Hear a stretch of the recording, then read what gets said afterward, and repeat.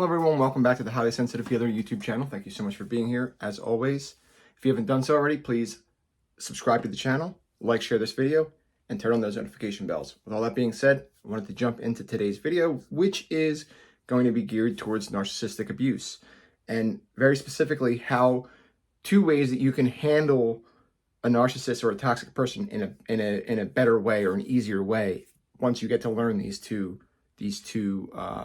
we'll call them techniques. Number one is observe, don't absorb. Now, I've talked about this before, but observe, so it's exactly what it says. You observe, and this is not easy to do, but you sit back and you observe that narcissistic person instead of absorbing the emotion that they want you to absorb and to feel.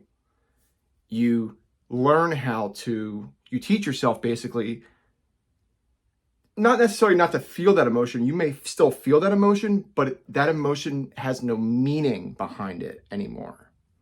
And kind of what I mean by that is, say a narcissistic person, they constantly make you feel guilt and shame.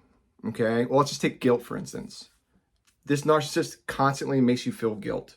Okay, so instead of, you could feel that guilt still, but instead of giving that guilt meaning like you tend to be triggered by it and you go back to maybe your childhood or earlier on in life when that really bothered you, and you let it affect you and you basically react to it then. And you're absorbing that emotion fully. You're taking that emotion on, that it's yours to feel, even though this narcissistic person is making you feel it, even though you have no reason to feel guilty because you haven't done anything wrong. Now, the biggest thing is with that example is, and guilt is a big emotion that narcissistic people tend to make you feel, and you can determine whether or not you should feel guilty or not by determining whether you've done anything actually wrong to that person. And you're gonna have to really dig deep and really look into the meaning behind that guilt and why you feel that guilt because of whatever behavior or whatever that toxic person is saying to you. And the second one is respond, don't react. Now, similar to the first one, but at the same time, with narcissistic people, they tend to create what's known as like a word salad. I think it's called word salad or something like that is the term. They will start to spin things when you're in a conversation with them, and they'll get you to try to react to whatever they're saying or however they're behaving. And keep in mind, most narcissistic people, they'll talk the talk, but they won't walk the walk. So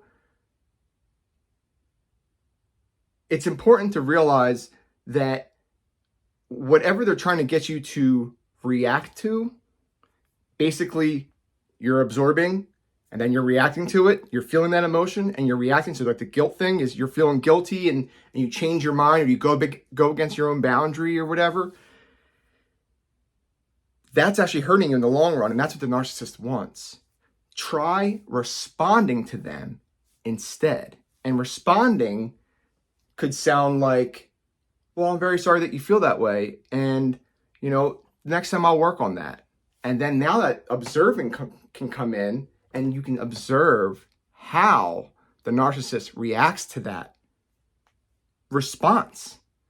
And that will start to give you a good gauge on what this person's all about.